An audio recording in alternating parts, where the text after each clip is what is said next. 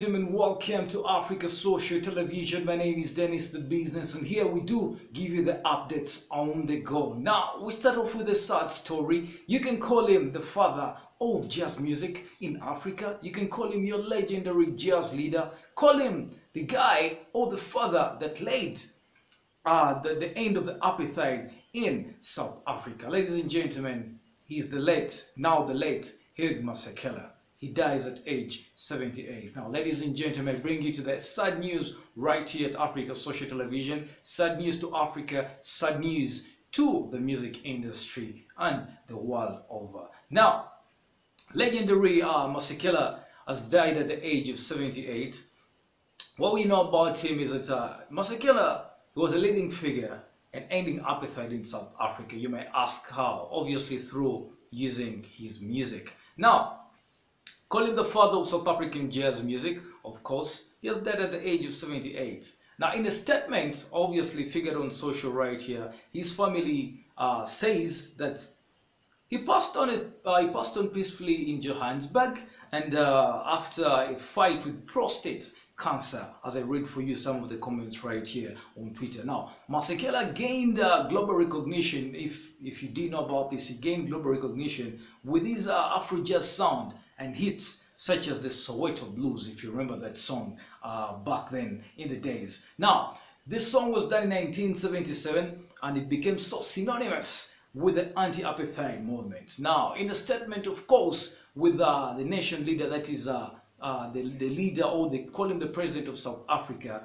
that is His Excellency Jacob Zuma, he says that Masekela is a great loss to the nation, a great loss to the music industry, then a great loss to the world still. Now, giving you a brief synopsis about Masekela, he was born in the South African town of Witbank, that is 78 years ago, in 1939. Masekela was inspired to learn the trumpet after seeing, after seeing Kirk Douglas. If you all know Kirk Douglas, if you're in the music industry and you play instruments, you know Kirk Douglas. He was in the movie that is Young Man with a Horn. Now, Masekela, the late right now, he persuaded one of his teachers, the anti-apartheid crusader, that is Father Trevor, to buy him the instrument, promising to stay out of trouble in return.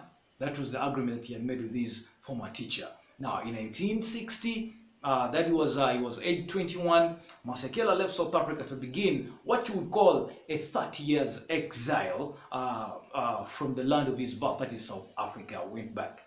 Now, under this, he met a lot of people that encouraged him to develop his own unique style while playing the instrument. Now, 7 years later, that is 1967, he performed at the Monterey Pop Festival alongside Janis Joplin. Obviously, if you know Janis Joplin, or if you know you're in the music industry, you don't know Janis Joplin, I beg your pardon, is one of also the most guys who know instruments, all types of instruments that you can think of. Then he also met the likes of Otis Redding, he met Ravi Shankar, then the Who and the Jimi Hendrix. Now, the following year, in 1968, his instrumental single that is Grazing in the Grass topped charts in the US. So he gained the worldwide recognition with this world hit, call it a world hit, that is Grazing in the Grass. Now, Masekela returned in South Africa in 1990 following the release of, that is now the late Nelson Mandela, whose freedom he called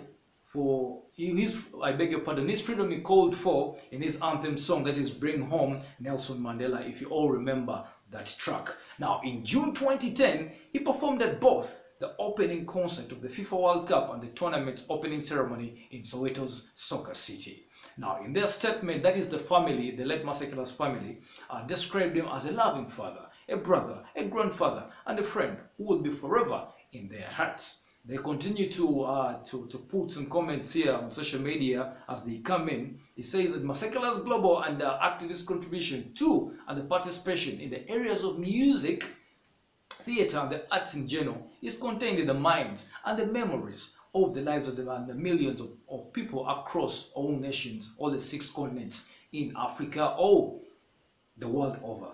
Now, the family continues to say that they are blessed and grateful to be part of a life and ever-expanding legacy of love of the late Masekela, sharing and the vanguard creativity that spans the time and the space of the 6 decades. All right, now moving on to the detail of the memorial and the burial services. Obviously, because we are Africa Social Television, we're here to give you the updates on the go. But here at Africa Social Television, and straight up from Kampala, Uganda, we send our condolences to the grieved family of the late Masekela and to the entire music community in the world and whoever has been inspired by the late Masekela.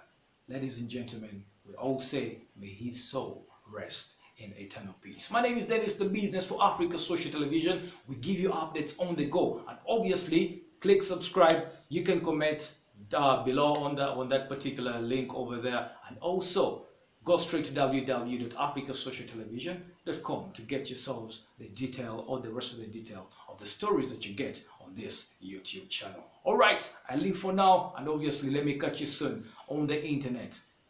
Peace.